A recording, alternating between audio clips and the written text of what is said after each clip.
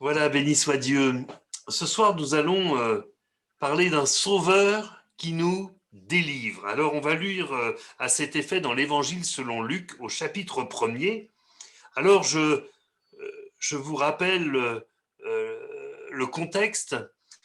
Jean-Baptiste vient de naître, son papa Zacharie qui avait reçu une vision, un ange du Seigneur qui était venu lui annoncer la naissance de cet enfant dans leur âge avancé, à son épouse Élisabeth et à lui. Euh, voilà, donc son papa est tellement heureux, d'un seul coup il est saisi par le Saint-Esprit et puis voilà, il prophétise en ces mots. Béni soit le Seigneur, le Dieu d'Israël, de ce qu'il a visité et racheté son peuple, et nous a suscité un puissant sauveur dans la maison de David, son serviteur, comme il l'avait annoncé par la bouche de ses saints prophètes des temps anciens, un sauveur qui nous délivre de nos ennemis et de la main de tous ceux qui nous haïssent.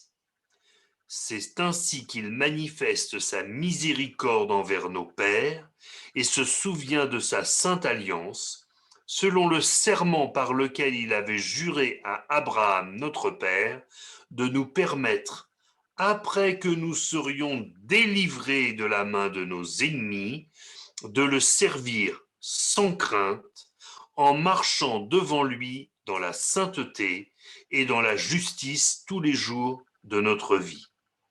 Et toi, petit enfant, tu seras appelé prophète du Très-Haut, car tu marcheras devant la face du Seigneur pour préparer ses voies, afin de donner à son peuple la connaissance du salut par le pardon de ses péchés, grâce aux entrailles de la miséricorde de notre Dieu, en vertu de laquelle le soleil levant nous a visités d'en haut, pour éclairer ceux qui sont assis dans les ténèbres et dans l'ombre de la mort, pour diriger nos pas dans le chemin de la paix. Amen. Moi, je suis touché par l'émerveillement de Zacharie quand il parle de ce que Dieu lui révèle par le Saint-Esprit. Il est confronté aux splendeurs de Dieu, il est confronté aux prophéties de la parole qui s'accomplissent ce jour-là. Il est confronté à toutes ces choses et on sent bien que, voilà, il ne cache pas sa joie, quoi. Ça déborde, il est heureux, il loue le Seigneur, il est saisi par le Saint-Esprit. C'est un vrai bonheur pour lui de voir Dieu agir dans sa vie, dans sa famille. Et je me pose la question, et peut-être pouvons-nous, chacun pour notre part, nous la poser. Est-ce que nous louons toujours le Seigneur pour la grandeur de ses desseins? Est-ce que nous sommes toujours émerveillés par la parole de Dieu? Est-ce que nous sommes toujours en admiration devant ses œuvres? Moi, je crois que c'est important de garder des yeux d'enfant. Hein, vous amenez un enfant pour la première fois devant quelque chose, un spectacle extraordinaire, vous l'emmenez, je sais pas, je me souviens à Saint-Malo, il y a comment dire, un aquarium géant hein, que l'on peut visiter avec toutes sortes de poissons extraordinaires. Mais quand on voit un petit enfant qui est devant ces aquariums gigantesques avec toutes sortes de poissons, de requins qui passent, là vous voyez le gamin, il a des yeux, on se demande s'ils vont pas sortir des orbites tellement il est émerveillé. Mais est-ce que nous, on est toujours aussi émerveillés quand le Seigneur a parlé, le Seigneur a agi? Moi, je crois que c'est important de garder cette fraîcheur. Vous allez me dire peut-être plus particulièrement encore quand il fait 40 degrés l'après-midi. Garder la fraîcheur, ça ne peut pas nous faire de mal en ce moment. Mais garder cette fraîcheur d'âme qui permet vraiment de se réjouir de ce que Dieu dit et de ce que Dieu fait. Nous l'avons lu, Dieu nous a suscité un puissant sauveur. Dieu nous a suscité un puissant sauveur. Et peut-être que nous avons besoin ce soir de nous rappeler que notre Sauveur est puissant. Nous n'avons pas une religion, nous avons un Sauveur. Quand Jésus naît, les anges annoncent que Dieu a donné un Sauveur. Ils n'annoncent pas que Dieu a créé une nouvelle religion. Il nous a donné un Sauveur. Dieu nous a visités, nous dit le texte. Quelle joie d'être visités par le Seigneur. Dieu nous a rachetés. Et nous tous qui sommes sauvés, qui savons que le Seigneur nous a rachetés de notre vaine manière de vivre, nous pouvons dire Alléluia. Dieu nous a rachetés. Quelle merveille. Dieu nous a donné son salut. Son salut. Nous ne sommes plus sans espérance. Nous ne sommes plus sans solution. Nous avons le salut de Dieu. Il a pardonné nos péchés, ce que nous n'aurions jamais pu faire. La parole de Dieu nous dit, le rachat de leur âme est cher, il n'aura jamais lieu. Mais le Seigneur, lui, a payé le prix, il a pardonné nos péchés. Quelle grâce! Mais les choses ne s'arrêtent pas là. Le texte nous dit que le Seigneur Jésus est un sauveur puissant. Quelle que soit ta situation, il a le pouvoir d'intervenir victorieusement. Moi, je pense à ces disciples dans la barque qui ont vu une tempête fondre. Vous savez, parfois ça arrive par ici, alors non peut-être pas des tempêtes, mais on voit parfois le ciel est bleu et en quelques minutes on voit des nuages noirs qui arrivent et puis là dans nos jolies collines du Quercy, d'un seul coup ça commence à taper de tous les côtés, il y a le tonnerre qui cogne, ça résonne, c'est impressionnant.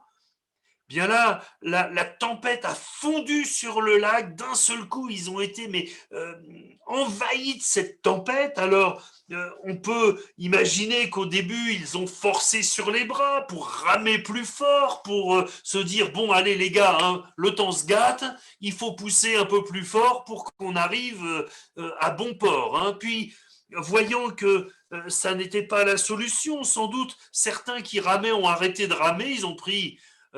leur bol, quelque chose, pour écoper, pour vider l'eau qui remplissait la barque. Et puis, il a fallu qu'ils se rendent compte que tous leurs efforts étaient vains pour se souvenir qu'ils avaient dans la barque un sauveur puissant qui s'était endormi à la poupe, c'est-à-dire à l'arrière de la barque. Dans Marc 38, il nous est dit, et lui, il dormait à la poupe sur le coussin, alors ils le réveillèrent et lui dirent « Maître, ne t'inquiètes-tu pas de ce que nous périssons ?» Moi je crois surtout qu'ils avaient oublié un temps qu'ils avaient un sauveur puissant. Ils ont d'abord choisi d'essayer les moyens humains. Il a fallu qu'ils soient au bord de la perdition pour se rappeler que leur sauveur et puissant. Ils ont cessé un temps de croire que le Seigneur pouvait les délivrer. Ils ont manqué de foi et c'est ce que le Seigneur va leur reprocher. Au verset 40, il leur dit « Mais pourquoi avez-vous ainsi peur? Comment n'avez-vous point de foi ?» Waouh! Moi, j'ai pas envie que le Seigneur me dise ça, mais je sais bien que certaines fois, il aurait tout lieu de me dire « Mais pourquoi t'as douté? Pourquoi t'as eu peur? Ne sais-tu pas que tu as un sauveur puissant? Il te suffisait de m'invoquer pour que je te délivre. »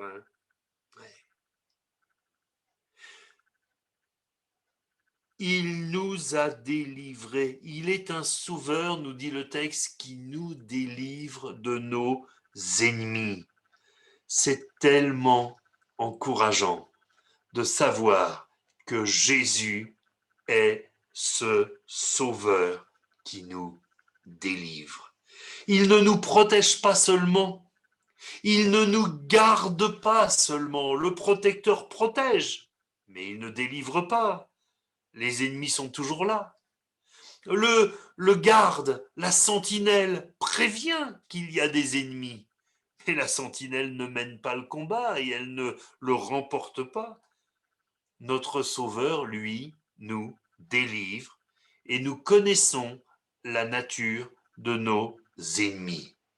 Éphésiens 6, verset 12 nous rappelle que nous n'avons pas à lutter contre la chair et le sang, mais contre nos ennemis, les dominations, les autorités, les princes de ce monde de ténèbres, contre les esprits méchants dans les lieux célestes. Nous combattons contre les démons, et ce sont eux nos ennemis. Et c'est eux qui veulent nous lier, c'est eux qui veulent nous entraver. Mais nous avons un Sauveur qui nous délivre. D'ailleurs, je me suis rappelé, pensant à cette expression, un Sauveur qui nous délivre, je me suis rappelé de cette prière que Jésus a enseignée à ses disciples.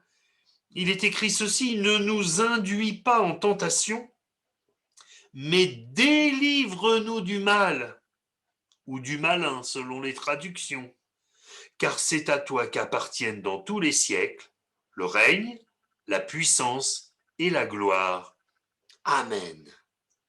Ce n'est pas Dieu qui nous tente, mais parfois il peut permettre que l'ennemi nous tente pour éprouver notre foi, pour éprouver notre fidélité à son nom. Et nous avons raison si nous suivons ce modèle de prière et que nous demandons au Seigneur de nous délivrer du mal. Nous avons un Sauveur qui nous délivre, il n'attend qu'une chose, c'est que nous le lui demandions. Regardez comme Jésus dormait dans la barque, tant que les disciples n'ont pas crié à lui, tant que les disciples ne l'ont pas prié. Quelqu'un peut-être dit ce soir, mais Seigneur, est-ce que tu dors? Il se passe des choses dans ma vie et tu n'interviens pas. Mais le Seigneur attend que tu viennes le réveiller, que tu aies cette prière ardente qui réveille le Seigneur dans ta vie et qui lui permet de se lever et de dire au flot qui peut-être t'envahisse, à la tempête qui te submerge, silence, tais-toi, comme il a pu le dire à cette tempête qui submergeait la barque des disciples. Nous pouvons être éprouvés, mais le Seigneur veut nous délivrer. Nous pouvons être secoués, mais le Seigneur ne permettra pas que les choses durent indéfiniment. Nous avons des victoires à remporter. Et nous aurions tort si nous nous satisfaisions uniquement d'une amélioration. Parfois, j'ai entendu cette prière, j'ose dire qu'il manque un peu de foi. Seigneur, donne-moi une petite amélioration, au moins que ça aille un peu mieux. Mais pourquoi? Serait-ce raisonnable de penser que Dieu ne peut donner qu'une amélioration? Nous avons parlé tout à l'heure de notre sœur qui a une déchirure musculaire, qui dit « ça va mieux ». Tant mieux que ça aille mieux, on ne lui souhaite pas que ça aille plus mal. Mais on va prier pour qu'elle soit parfaitement délivrée, parce que nous avons un Sauveur qui délivre. Alléluia!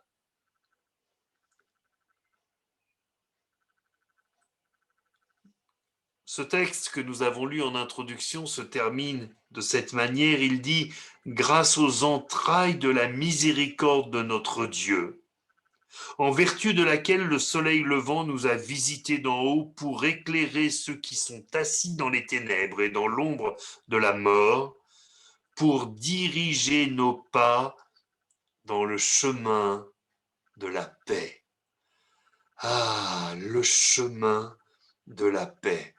Vous savez, nous qui habitons à la campagne, quand on a passé une journée dans les bouchons montalbanais, oui, pourtant Montauban, c'est pas Toulouse, mais enfin parfois il y a quand même quelques bouchons, il y a quand même quelques difficultés. Et puis, il y a tellement de travaux à Montauban que si on est passé par un endroit le lundi, eh bien le mercredi ou le jeudi, on ne peut plus y passer. C'est devenu un sens unique, il faut faire tout un détour. Alors, pour ceux qui connaissent bien Montauban, sans doute est-ce facile, mais pour nous qui ne sommes là que depuis quelques mois, parfois on a des surprises. Hein. Mais bon, ça c'est pas grave. Heureusement, il y a le GPS qui nous aide. Mais quelle joie, nous qui sommes à la campagne, de retrouver des chemins paisibles quand on arrive chez nous. Un chemin de paix, c'est ce que le Seigneur veut nous donner. Nous avons des épreuves, nous avons, permettez cette comparaison, nous avons parfois des bouchons dans notre vie et parfois même des carambolages. Et oui, cela arrive. Mais le Seigneur veut nous conduire sur des chemins de paix. Ça, c'est une expression que le Seigneur a aimé utiliser plusieurs fois. Que la paix soit avec vous. Quand il rentre dans la chambre ou dans la pièce où sont enfermés les disciples, et ils se sont enfermés parce qu'ils sont terrifiés, leur Seigneur a été crucifié, et ils se disent que finalement, ils risquent de subir le même sort. Alors Jésus entre malgré la porte fermée à double tour et il leur dit que la paix soit avec vous. Que la paix soit avec vous. En hébreu, shalom, shalom, que la paix soit avec vous. Mais il y a une autre expression que Jésus va utiliser plusieurs fois, c'est va en paix. Ça, c'est extraordinaire. Il y a cette femme qui avait une perte de sang depuis 12 ans, qui la rendait impure aux yeux de tous, qui va oser venir toucher le bord de son vêtement. Mais Jésus lui dit, ma fille, ta foi t'a sauvée, va en paix et sois guérie de ton mal. Ça, c'est dans l'évangile selon Marc au chapitre 5 au verset 34. Et dans l'évangile selon Luc au chapitre 7 au verset 50, il y a cette femme qui est venue pleurer sur les pieds de Jésus, qui est venue répandre son âme aux pieds du Seigneur. Et Jésus dit à cette femme, ta foi t'a sauvée, va en paix. Parfois, nos tempêtes sont dues à nos péchés. Mais oui, c'est sûr que quand on met le doigt dans un engrenage, il ne faut pas s'étonner de ce que le bras soit pris avec. Mais nous pouvons toujours revenir à Jésus, qui ne nous rejette pas, mais qui veut nous pardonner. Il nous demande juste d'avoir foi dans son pardon, comme cette femme qui est venue pleurer sur les pieds de Jésus, les essuyer de ses cheveux et les couvrir de baisers. Elle a cru que le Seigneur la pardonnait. Elle a eu cette foi-là. Il peut nous délivrer. Il veut nous délivrer. Je pense à tous ceux, et c'est pas dans d'autres églises, c'est aussi à Montauban, c'est aussi dans d'autres églises. Je pense à tous ceux qui sont tenus par des addictions, On a des frères et sœurs qui sont tenus par le tabac, on a des frères et sœurs qui sont tenus par l'alcool, on a des frères et sœurs qui sont tenus par... allez, on va pas lister tout. Ils savent par quoi ils sont tenus.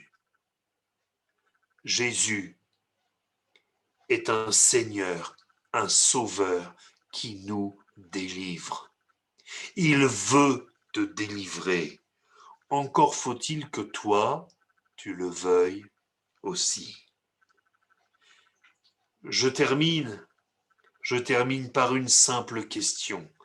N'as-tu pas envie de le laisser diriger tes pas dans le chemin de la paix? Vous savez, tant qu'on est tenu, tant qu'on est esclave, c'est difficile d'être en paix. Mais quand le Seigneur nous délivre, quand le Seigneur nous fait grâce, alors nous chantons ce vieux cantique, oh la paix que Jésus donne, je ne la connaissais pas, tout sur mon chemin rayonne depuis qu'il conduit mes pas. Ça ne veut pas dire que tout est parfait, mais ça veut dire que ce gros souci, ces grosses angoisses, ces grandes délivrances dont nous avions besoin, nous les avons reçues et nous sommes heureux d'être au Seigneur. Alors que le nom du Seigneur soit glorifié, nous prions ensemble. Amen. Seigneur notre Dieu, nous t'adorons, nous te louons, Seigneur, parce que tu es pour nous ce Sauveur qui nous délivre. Tu es pour nous ce Dieu fidèle, qui ne rejette pas celui ou celle qui s'approche de lui.